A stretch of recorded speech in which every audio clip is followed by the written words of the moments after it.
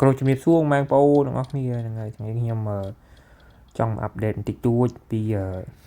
ថ្ងៃមុនខ្ញុំជួបគ្រូសាស្ត្រាចារ្យហ្នឹងហើយគេបុកក្រោយឡានខ្ញុំហើយខ្ញុំនឹងហក់ទៅបុកគេមួយតង់ទៀតហ្នឹងហើយទាំងអស់3ឡានហ្នឹងហើយកន្លែងនេះគឺកន្លែងគេយកឡានដែលគ្រូសាស្ត្រាចារ្យយកមកចតទុកនៅហ្នឹងអញ្ចឹងណាហ្នឹងហើយបន្ទាប់ពីចតអញ្ចឹងទៅគេក៏ហៅក្រុមហ៊ុន Insurance ហ្នឹងគេយកឡានគេហៅឡាន tow truck ហ្នឹងហើយឡាន tow truck ហ្នឹងគេមកយកនៅហ្នឹងដើម្បីខាង Insurance គេ inspect គេ check គេមើលពីលក្ខណៈសម្បត្តិឡានថាវានៅក្នុងទម្រង់បែបណាអញ្ចឹងណាបើថាឡានយើងវាខូចខ្លាំងគេហៅ total loss ហ្នឹងគឺឡានហ្នឹងគឺវាធ្វើលេងបានជួសជុលលេងបានហើយសម្រាប់ថ្ងៃនេះខ្ញុំមកប្រមូលអីវ៉ាន់ចេញពីក្នុងឡានបងប្អូនហើយដែលយើងបុកគ្នាយើងមិនខ្វាយខ្វល់រឿងប្រមូលអីវ៉ាន់អីយើងចង់តែ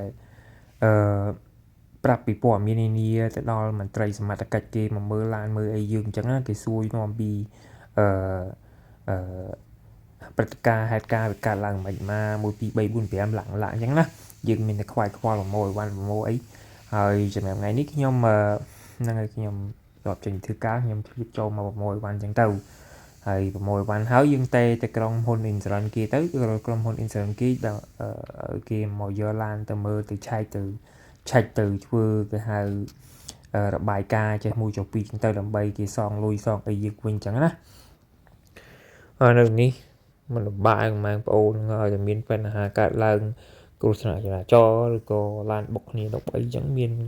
ក្រុមការងារមានខាងប៉ូលីសមន្ត្រីប៉ូលីសនឹងគេហៅឡាន8ឡាន11ឡានបលុតភ្លើងគឺមកកញ្ចប់គេមកកញ្ចប់ហ្មងបងប្អូនបើថាមានបញ្ហាភ្លើងឆេះឡានឆេះអីក៏គេមានឡានបាញ់ទឹកឡានអីស្រាប់ហើយមានឡាន8ឡានអីក៏ថ្ងៃនោះឡាន3ឡាន6 3ដែរបងប្អូនហ្នឹងហើយបើក្នុងលក្ខខណ្ឌដែលយើងត្រូវការ8ត្រូវការអីចឹងទៅគេមានឡាន6ឡានអីស្រាប់និយាយទៅគេមកកញ្ចប់មកឈុតនឹងអញ្ចឹងហ្មងបងប្អូនហើយឡានខ្ញុំមើលទៅដូចគ្មានខូចអីខ្លាំងអីប្រហែលទេបងប្អូនបើសិនជានៅស្រុកខ្មែរស្រួលជាងស្រុកខ្មែរជាងដីឯកមិនជាងធម្មតាទេជាងស្រុកអាមេរិកកើតទេអីទិញទូច100 200 300ប៉ុន្តែនេះនៅស្រុកនេះមើលឡានខ្ញុំមើលខាងមុខបងប្អូននេះគាត់ណាវិគេហៅ bumper បន្តិចឲ្យបាក់អាច័រនេះអាច័រភ្លឺនេះហ្នឹងហើយ bumper បាក់តែប៉ុណ្ណឹងហ្នឹងហើយមានអីមើលទៅនៅស្អាតស្រុកខ្មែរយើងគេធ្វើឡើងស្អាតឡើងប៉លជាងស្រុកខ្មែរសោះជាងស្រុកខ្មែរអត់ហើយជាងស្រុកខ្មែរប៉កែសងប់ជាងអាមេរិកតិចលុយ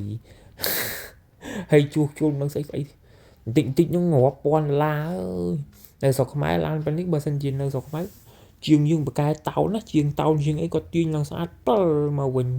ហ្នឹងហើយជាងអាមេរិកប៉ុណ្ណឹងតលោះបដ ாய் គេលែងធ្វើគេថា